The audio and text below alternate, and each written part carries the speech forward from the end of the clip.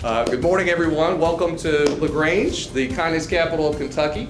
My name is David Bazanis. I'm the president of Oldham Chamber and Economic Development, and we are really excited to be here to celebrate the next phase of a very important infrastructure project for our community.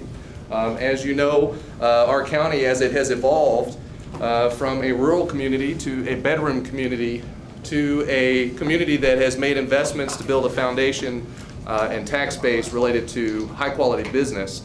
The expansion of sewer and water and road projects has been substantial here in our community. But one of the most important pieces of infrastructure that we know of, especially post-2020 pandemic, is that not only is broadband a privilege for a lot of folks, it is now a priority. To have every business, every household, every family in this community to be able to have access to good quality broadband is an opportunity to continue to develop the best workforce in the state of Kentucky. And we are excited to be partnered with AT&T and have this panel discussion today to celebrate this next step. So without further ado, I would like to introduce our panelists. Sitting to my right is the Honorable David Vogel, the Oldham County Judge Executive. Welcome, Judge Vogel. Also, we have here at the table Kim Tompkins from the Kentucky Office of Broadband Development. We have Katie Hoagland from the Kentucky Labor Cabinet, the Department of Workforce Development. President of AT&T Kentucky, Carlos Sanchez, and Oldham County resident. Jason DeValdavielso from CWA Kentucky. And Lauren DeGeorge, the Deputy Director of Backside Learning Center. So welcome everyone. And with that, let's get started with Judge Vogel. Judge, this project and initiative that Fiscal Court has led is not typical for a lot of communities. Tell us a little bit about the thought process behind our local elected leadership and how we got where we are. Well, this county is one that is spread out. With LaGrange being our major central city, but 80% of the population lives across the county. Some people had internet service in more concentrated areas. Other people who lived in less concentrated areas, but still a significant number of people, did not have internet. In my office, I would say back about 2018, the single most frequent complaint had to do with I can't get internet, okay? I don't have service. I have to go to a truck stop to help my child with homework. I can't work from home. So we heard this complaint, and my deputy, Kevin Nuss, and I went up to, started to investigate this. We went up to Richmond, not Richmond, Virginia, but somewhere up there in the Washington, D.C. area, attended an internet conference, met providers, met suppliers and others, and we started to try to get our head around this, and we organized a group of other people in our community, magistrates here, that were interested in trying to get internet service to the county, and so we've worked at this, I guess it's been 3 or 4 years, 5 years. It's been a long time in the process, but we're thrilled to be at the point now where everybody in our county is going to have internet opportunity to their home, not just by their home.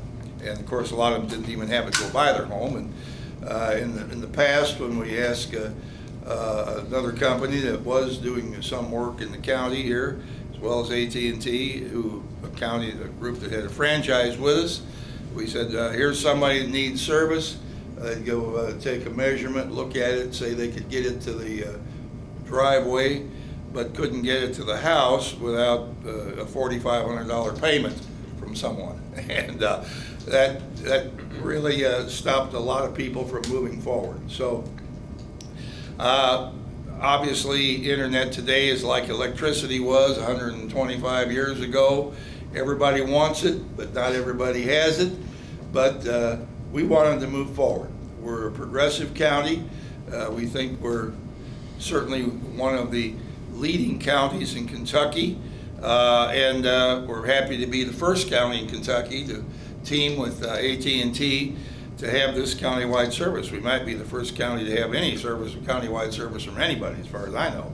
So We evaluated a number of companies, looked at things very hard, learned about fiber to the home, about copper wire to the home, just a lot of different issues that really I had no experience with in the past. Some of our magistrates had more experience with it and were able to offer insight that I didn't have and was able to gain, I guess. But we looked at a number of companies and we decided that AT&T was the best company that we could deal with, the one we wanted to deal with, the one that could deliver the product in a timely fashion and do so in a manner that was satisfactory to everybody. So we're thrilled to be at this point today, and I know that we're getting lots of feedback from our county as people are being served. They're happy to be served, thrilled to get it, and we still have a few questions on when's it coming to me. We've got a few people left to get, but we're getting it. So it's great to be in partnership with AT&T here. That's great. Well, these partnerships are, while they're not typical, I think a common question, and Carlos, perhaps you could answer this. Why doesn't AT&T just go ahead and run broadband to every house anyway? Why are these partnerships important? Right. I appreciate the question, David, and thank you for moderating this discussion. And absolutely, first I want to say that I appreciate the opportunity and the partnership with Oldham County. It's been a great project that we've been working together, and this shows that public-private partnerships really work. We can make these things happen. And I want to thank you, Judge, and your team for your vision and leadership in bringing high-speed internet access to every household and business in Oldham County. So that is exciting. And yeah, well, networks, I will go back to history.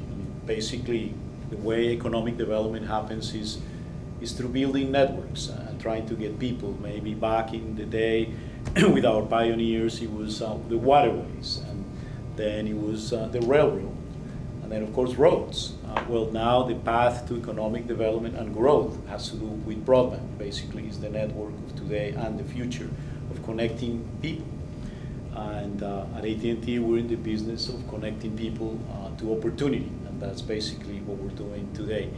But sometimes there are places that are hard to reach, that AT&T and other providers have not been able to get there.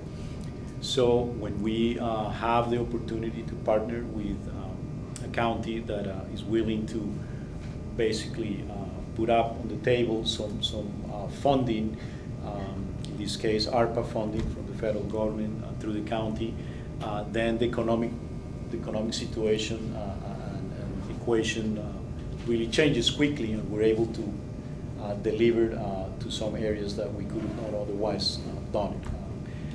So we're excited about, again, being here and being able to support the county, and it takes everybody to work together. It's not just the provider, state government, it's also, of course, the community organizations to be able to work together and make a project like this happen. That's great. There's a lot. Go ahead. Well, I do believe we fiscal court, I think we committed $8.5 million to this project, and AT&T committed $25 million to the project.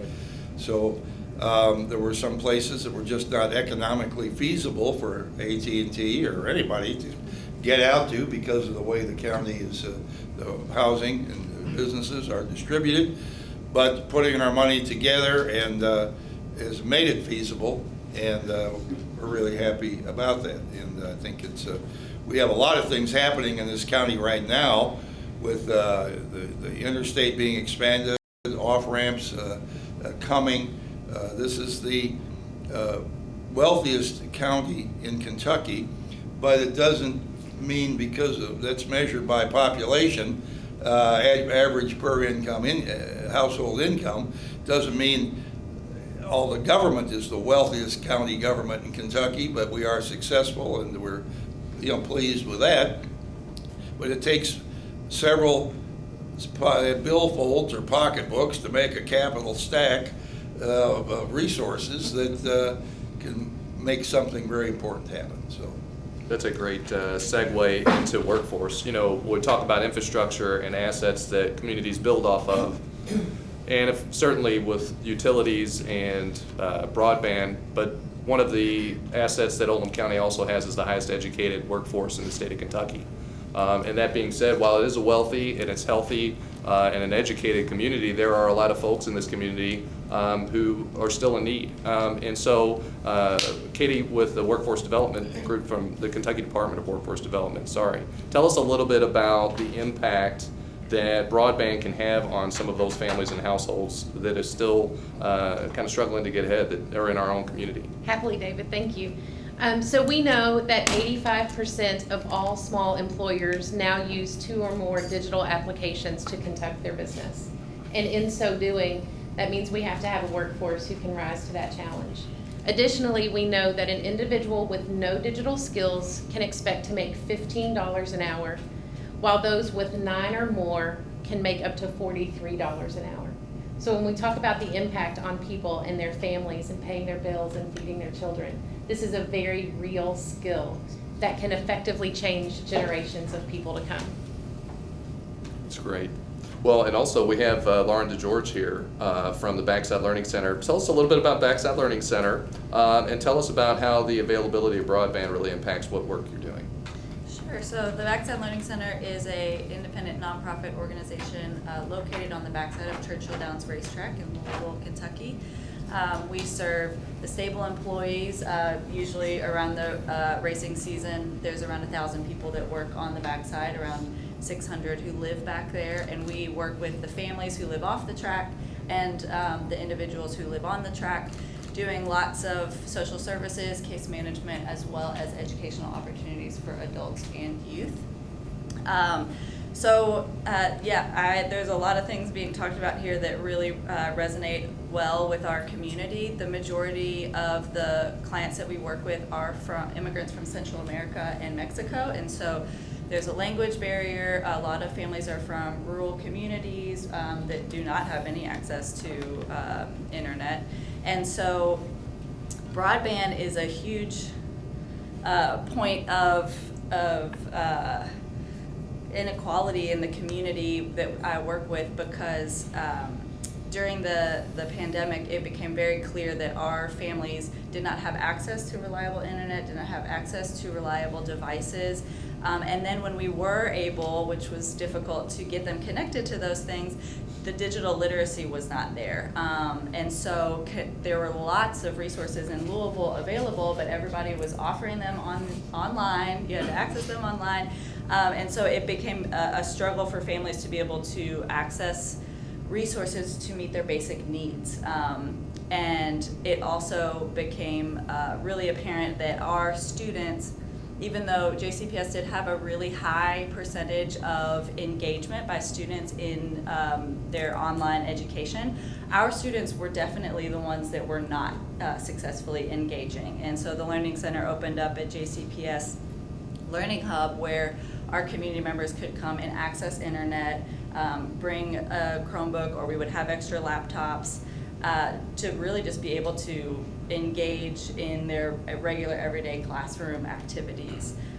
So broadband is huge, and it was huge during the pandemic, but then also coming out of the pandemic, it really is about connection, I think. So a lot of our families are from, like I said, Central America and Mexico, so the internet is a lifeline to back to their home countries, back to their families. Also, the racetrack industry is a 365-day-a-year industry, and so our families, one parent or another, is usually traveling with horses at different times of the year, and so being able to have that reliable internet connection can really be a lifeline back home here during the winter or when they're traveling. And then also to speak to workforce development and just education opportunities, it's a huge growth opportunity. So there are ways that our adult English students now can access their English classes if they are traveling, or if their child is sick and they can't make it to class, they can still tap into their English class or do like online classes or lessons, and then also accessing all of the resources that government and state government and city government do provide. They're able to connect to those resources more easily. So connection and growth are really two huge benefits to everybody having access to broadband. Just such a critical resource for people to have. It's just you have to have it to be able to compete and to continue to move forward. And even just navigate, like what I was saying, with basic needs. There's so much support out there, but really right now, so much of it is online. Sure. Or at least like the entry point Right. to accessing it. Well, and you mentioned connectivity, and Kim Tompkins from the Kentucky Office of Broadband Development, whose mission is to connect Kentucky. Tell us a little bit about the resources that you offer communities, grants, some of the success that you've had from your office, and some of the challenges that are ahead. Well, our office is brand new, was created in the legislation from the 2021 session. And I'm going to make this a little more personal in that most of my life, the internet computers have been advancing. And most of my state government life, we've heard about the internet. It's coming. We're going to $5 million here to do this, and $5 million there to do that, and we're going to give them some more money and more money over here. And yet so many people were not connected, and so many people during COVID were really struggling. Parents taking their kids to McDonald's parking lot, and Starbucks having to get more chairs when Starbucks doesn't want more chairs. And, so I came to this position because our office is the old thing, the buck stops here kind of thing. Because so much of the work and the connectivity over the years has been private industry, public needs at, when it's available. I applaud what your county has done. It's amazing. And so now the thing is for us to get in there and fill in all of those holes, all those spaces, all those people who felt disenfranchised, all those people who couldn't afford it, and all of those people who want to advance their business, but it's just hard. It's expensive. So our office was created to be the one-stop shop for broadband. We have basically 4 objectives. One is to be the central kind of clearinghouse for broadband planning and discussion and coordination. We also are challenged to grow internet understanding and connectivity throughout the state. We are to administer the funding that is available in a responsible way, which we've had 2 pots of money that have already been awarded and are in the process of building networks. So we had the American Rescue Plan funds was round 1. Those awards were actually made in the summer of 2022, and 13 of 40 projects are already in construction. So we've already started the work, or started this piece of the work. I'm currently evaluating, and we're going through the applications for the capital projects funding that came in. And so those awards will be made here in the next, say, 2 months. And then the BEAD funding. Everybody has heard about BEAD. Now, I won't even tell you what it stands for because you'll forget. Everybody just calls it BEAD. So, but we were awarded, it was announced just 2 weeks ago, that Kentucky's allocation for BEAD funding was $1.1 billion. That's billion with a B. So it's actually $1,086,720 something. So we're saying 1.1. But that funding comes with requirements. So we are in the process now of fulfilling all of the requirements to allow us to use those funds. And that really is the challenge.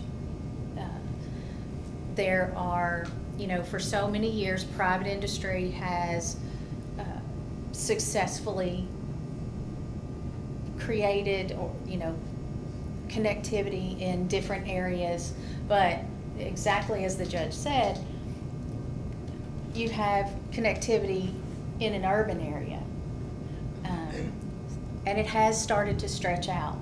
And the schools, because of COVID, the schools, they certainly got up to speed. Wherever they were falling short, they made up the difference, but they still need us. The libraries were such a resource during COVID, but they need more. They need more access. They need more computers available. They need more, broadband width so that they can serve more people.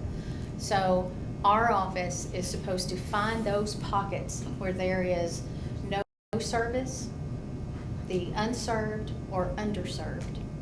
I'll define that if you want me to. But we're supposed to find those pockets and then create a process for making awards so that those pockets get filled. Now, there are a lot of requirements, and it's going to be a long road. But we have the money, we have private industry, we have public servants who are more than willing to be public servants in this effort. So our office is going to coordinate that and do everything we possibly can. So, and the last thing that our office is charged to do in the legislation is to create a complaint process. So I already am getting at least 2 calls a day, people making sure I know they don't have service. And that's fine, because that's who we're here to serve. So I'm not going to call it a complaint process. I call it a broadband service report. So eventually that's all going to be, it'll all smooth out. So, and I'll be able to have an answer. Right now I'm having to research a little bit, but pretty soon we'll be able to get a much quicker answer. But we're here. You won't get any calls from Oldham County. Except for that one person perhaps who says, I see it, it's on the pole outside of my house, but they can't get it to the house. So what can you do for me? Yeah, and that is the question. And I think that's going to be probably the biggest question we're going to have, is how are we going to help get it from the pole or from the end of the road on down my road? They're like, I know it's down there because my neighbor has it, but it didn't come down my road. Well, folks are certainly, the anticipation is there. We see trucks, you can turn down any road in Oldham County and you see people out there working hard. Jason DeValdivielso with CWA Kentucky, you are helping build out this network. Your team is on boots on the ground. Tell us a little bit about how the reception has been. Are people coming out just asking, where are you digging a hole in my yard? Or bringing you lemonade, or how's that going? Absolutely, David. Thanks for the question. The answer to that is yes. The excitement is certainly palpable amongst our membership. They know what this means for this community. We have 100 years of experience in this line of work, so we've seen many transformational moments over that 100 years, and this is just another one in Oldham County. For the last couple of years since the inception of this project, that's been the dominant discussion on our membership meetings and amongst our rank and file is what's going on with the Oldham County project, how's it going? They're super excited to get this thing going, and they take a ton of pride in this work.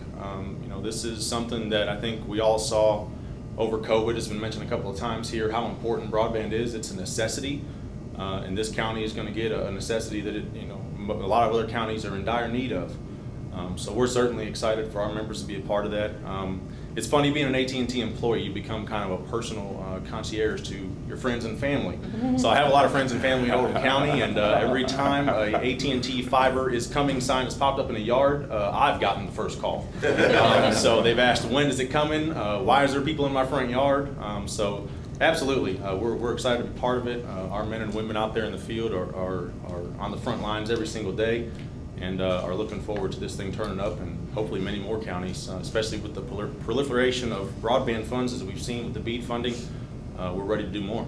Yeah, that's great. Well, in closing, I know that Carlos, that AT&T has committed, I believe, $2 billion for this effort. Can you tell us a little bit about what to expect that $2 billion to do when you look at expanding broadband for other communities? Right. And for digital divide and basically closing and bridging the gap of digital divide, we've been very focused, and we have a major investment from AT&T that you alluded to, $2 billion from 2021 to 2023 that our company is investing in basically closing the digital divide. And that includes many different things, because we've been talking about access, and access, of course, is critical. Without access, you don't have the internet, the possibility of enjoying the benefits of the online world. But access is only one leg of the three-legged stool. I mean, this is access, it's affordability, and it's adoption. And affordability is very important. I mean, families with limited income may not be able to afford $60 or $80 a month internet access. So AT&T has been very thoughtful about that process, and we created the Access from AT&T program, which is low-cost broadband for families that qualified for that opportunity. And basically, if your family is a SNAP recipient or free and reduced lunch, or one of your children is a Pell Grant recipient, then you qualify for $30 a month internet from AT&T, and that is 100 megs speed, symmetrical, in whatever delivery method we have. Of course, fiber being one of them, and the best that we have. So $30 a month internet is called Access from AT&T, but then the federal government created the ACP program, American Affordability Affordable Connectivity Program, ACP, and that is basically with the same eligibility criteria that AT&T has for the Access from AT&T, the same criteria. Basically, you qualify for $30 a month subsidy from the federal government. So then you do 30 minus 30 is free internet for families that need it, and that is important. So affordability is an important part of the project. Many families across this region have signed up, and we've been doing radio commercials, and we've been partnering with a lot of the counties, of course, to get the word out, and a lot of the community organizations. So ACP and Access from AT&T is important. That's the affordability part. Now the adoption part is critical as well. Digital literacy that you talked about, and being able to navigate the online world and having the skills and resources to do that. So AT&T is building connected learning centers across the country. These are like computer labs where people can come in and learn those skills. We're doing digital literacy classes with many different organizations. We have partnered in Kentucky across different counties and different organizations to basically do digital literacy classes. Amanda is here from my team. She's in the western part of the state, and she partnered with Blue Star Families and Fort Campbell to do workshop series of digital literacy for military families. We're doing that part, and also the other part is equipment. So yes, you may have the ability to then have access, then the affordability equation, you were able to solve that, but you need a computer, you need the device, you need a laptop. We're very busy on that front as well. We've done some laptop distributions in this community with the Backside Learning Center. We're able to participate in that opportunity with those laptops for their families and their students. So that is also an important part of that equation. So again, access, affordability, adoption, and it takes everybody. It takes private businesses, it takes local, state government, and community organizations to make sure that everyone can take advantage of the digital online world. That's great. That's great. I don't know, we're gonna wind up here pretty soon, I think, but before we go stop, I want to say that Kim, we've been very pleased with our relationship with AT&T here. A number of companies wanted our business. We looked at a number of companies, and I want to recognize Wayne Tice, one of our magistrates, who was an AT&T advocate from about the first day our committee met. But they are. But a number of people wanted it, and we looked at it. And but my deputy judge Kevin Nuss has been perhaps, I guess, our chief interface with the company.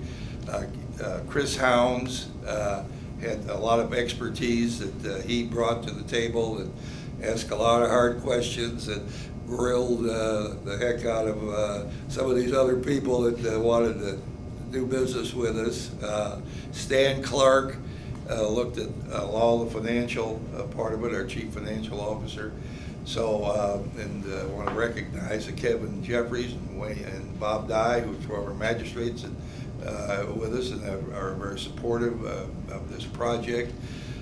We've had a great staff that has worked together on this, and I'm proud of all of the people that made a contribution.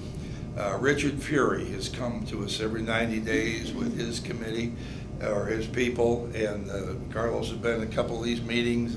They've been extremely cooperative, and we deal with a wide range of companies and services here, and I'll say that none have been better in dealing with us in providing their service than AT&T. So I hope that as this program spreads throughout the state, that you'll give really good consideration to the success that we've had here. We're proud of what we've accomplished. We're glad to be the first in the state to have this.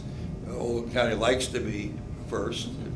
And, we compete sometimes with about one or two other counties that are out there with us, but we're really happy for the community. Our contract says this is supposed to be totally finished by March 31st of next year. Right. I think we've had hints that we're ahead of schedule, and we're probably going to get it done sooner. But as people get it, they're all happy, and we're thrilled to be able to do this for our community. So It's an amazing effort, and it's an amazing advantage for your population. I mean, because, we mentioned education, and whether it be literacy skills or English speaking, or,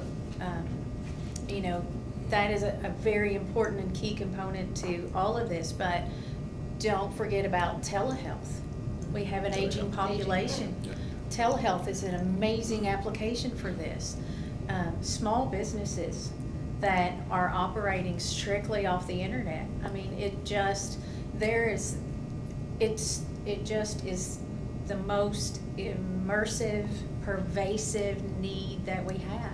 And we always compare it to, electricity. Well, do you know that in 1925, that's not 100 years ago, in 1925, 50% of the households had electric, mostly in urban areas. The Electrification Act from FDR didn't happen until 1936. So in that amount of time, less than 100 years, can you imagine our world without electricity? So we're ahead of the curve. So we're ahead.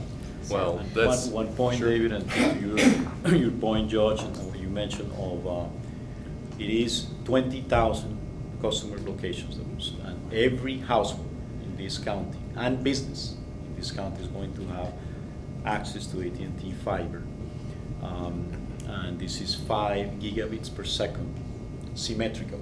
So 5,000 megs, which is very, very fast, Yeah. very fast. And a lot of people ask, okay, 5 gig is like a lot. It is a lot.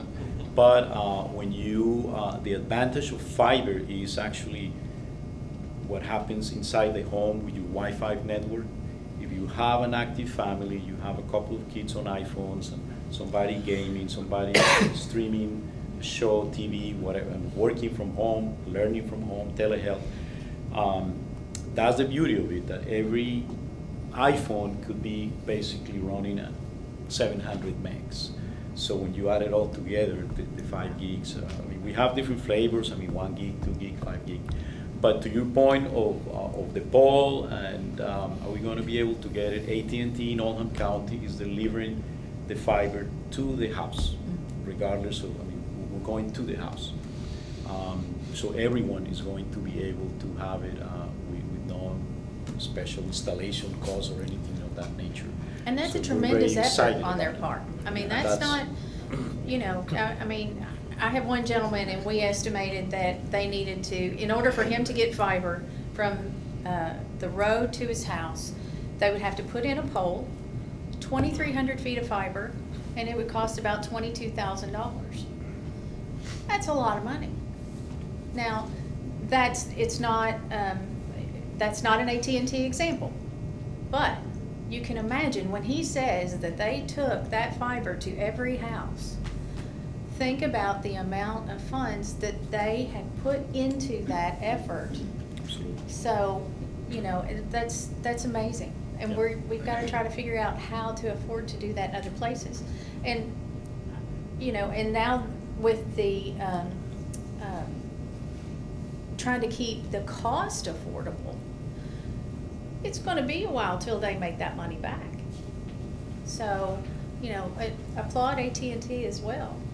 So. Well, we are really excited about this project, and I have the privilege of representing Oldham County's business community, and this is a very important project for us to be competitive as we continue to grow this economy in Oldham County. And so want to thank our counterparts at the state that are helping us with this. Want to thank AT&T for the partnership and the great work, and Oldham County Fiscal Court for having the vision to stay in front of the things that we need to do to continue to develop this county. So, David, if I may, because George recognized Richard, of course I want to do the same, because they're the guys who are out there making this happen. I take the credit, I sit here, all pretty or whatever, but they're the ones working day in and day out.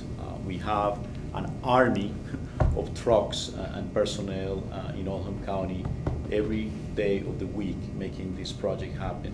By March 2024, 20,000 customer locations will have access to AT&T fiber. So thank you to Richard, but also Kara.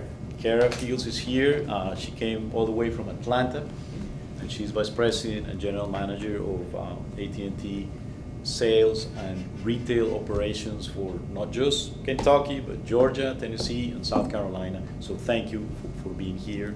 Appreciate your partnership, because then that process is the one that is starting right now. People are signing up, so we're excited about what all of our teams are doing. And we have some folks there from our teams that are here, so appreciate that. And Nina Batista came all the way from Dallas.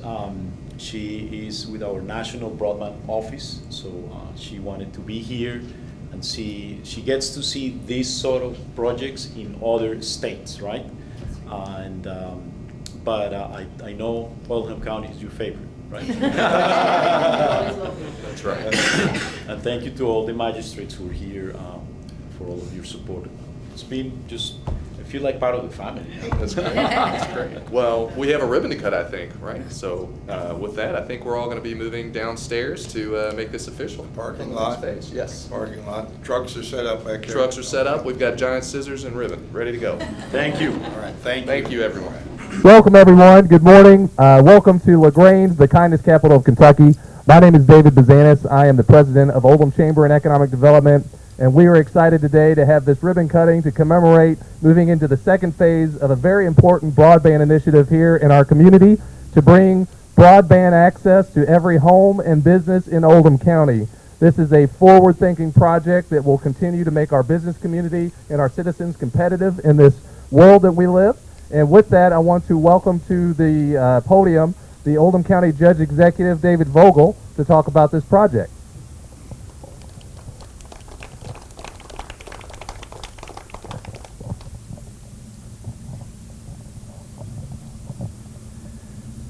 Good morning, everyone. For those of you who are visitors here from Texas and Georgia, this is a typical day in Oldham County, so I hope you understand that. It's a beautiful day. We're here for a beautiful ribbon cutting. We're excited to be moving into the last leg of the broadband expansion project in Oldham County. We're very pleased to have AT&T as our partner. We evaluated a number of companies. AT&T stood out above all of them. Since we've initiated this project in March of last year, we've had nothing but excellent cooperation and great experience as we implement countywide broadband. The first in Kentucky to have a countywide broadband system. So I thank our fiscal court members for supporting this project. I thank AT&T for being willing to come forward and provide fiber optic service to every home in Oldham County. I don't mean to every driveway in Oldham County. I mean to every home that would like to have it. So we're really excited about this. It's the first in Kentucky, and I hope it'll be an example to other counties to go forward and provide this valuable service to the people in their community. Internet today is like electricity was 100 years ago. Hard to believe everybody didn't have it, but they didn't. We all have to have electricity today. Any of our electricity goes out, we get nervous right away. It's that way with broadband too, to bring it to your home for students, for families to use, for fun with games, but business experiences and uses. There's just a myriad of reasons why you want high-speed access in your home, and the access you're going to get from AT&T is going to be as fast as money can buy. So we're really thrilled to have that, and I think, am I going to bring forward our president of AT&T Kentucky, Carlos Sanchez. Carlos and his team have been excellent people to work with. They have just done everything right. We couldn't be more pleased. Carlos, thank you. Thank you, Judge Vogel, and a round of applause for the judge and his team for their leadership and their vision for bringing high-speed internet to every household and business in Oldham County. So today may not have the same degree of excitement as the Kentucky Derby a couple of months ago, but for us at AT&T, it comes pretty close. So for more than a year, this project has been underway. At first, the work was more behind the scenes, with countless hours of engineering and design, securing permits, planning, and scheduling. Then it became more visible, as AT&T crews began the hard work, physical work of installing the fiber cables, using trucks like this behind me, and getting the work done. That work goes on, and we are on track to deliver fiber to everyone in the county by end of March 2024 next year. But we're here today to celebrate the launch of the availability of service resulting from the unique partnership between AT&T and Oldham County. I want to applaud leaders here in Oldham County, especially Judge Vogel and his team, for their vision and leadership. This project shows the potential and the power of public-private partnerships in working together to eliminate the digital divide and connect communities. I am convinced that this project is truly best class, a national example for how local governments can work in collaboration with industry to meet the needs of their community, and definitely an example in Kentucky for sure. We have been connecting Kentuckians for over 140 years, investing in the Commonwealth and helping build better communities for the future. The technology has changed a lot over the years, but what has not changed is AT&T's commitment to connecting people and communities and doing our part to make Kentucky and Oldham County an even better place to live and work. Judge, thank you again for the opportunity for this tremendous project. So now we're going to proceed with the ribbon cutting, and I want to invite those folks who are here visiting from afar, from our Dallas and Atlanta counterparts. Please join us, and those who were at the panel round table just a moment ago, please join us. Richard, please come over. On three. 1, 2, 3.